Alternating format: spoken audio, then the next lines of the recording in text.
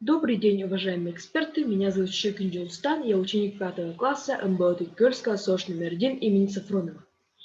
Тема нашего исследования – изучение смыслового значения синонимов труд и работа.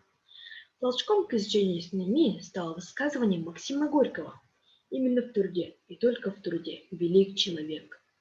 И чем горячее его любовь к труду, тем более величественен сам он, тем продуктивнее, красивее его работа.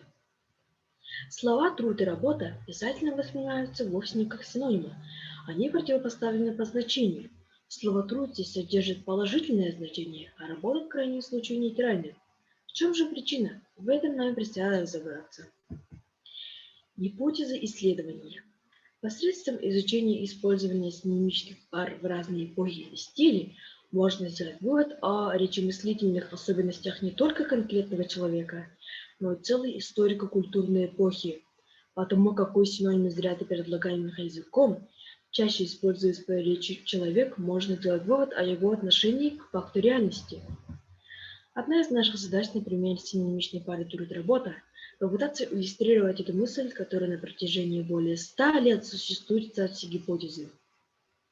Начнем с того, что слова «труд-работа» отличаются по этимологическому и историческому значению.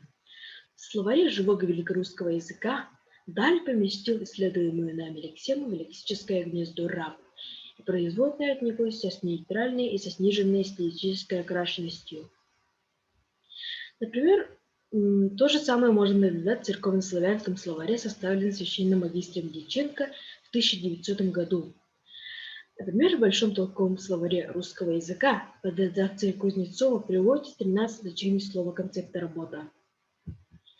Национальный корпус русского языка предоставил нам материал для исследования.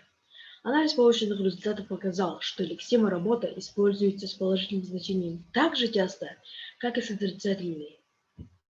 Чтобы уточнить и скорректировать сформировавшееся мнение, мы не могли не обратиться к поэзии Пушкина, ибо он по праву считается основоположником литературного языка. Результат нас не удивил. По запросу в НКРЯ не оказалось ни одного примера стихов гения со словоформой «работа». Зато поисковик корпуса предложил 42 случая использования словоформы «труд», из которых 20 значений творчества, из них 16 положительных значений.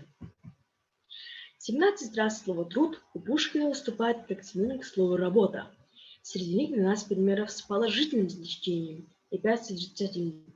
Также обнаружены 5 примеров, где интересовавшее нас слово употреблено в значениях иных. Тяжесть, горе, судьба. Нам стало понятно принципиальное отличие двух синонимов не только с лингвистических позиций, но и с философских. Труд – это целесообразная деятельность человека, направленная на созидание материальных и духовных благ. Работа – действие, направленное на изменение существующего порядка и отношения вещей. Труд – созидание, работа – действие. Мысль Горького, с которой начиналось наше исследование, предстала в своем убедительном смысле. Итак, словарные синонимы «труд», «работа» отличаются принципиально своим значением. Работа – это деятельность, труд – это созидание. Спасибо за внимание.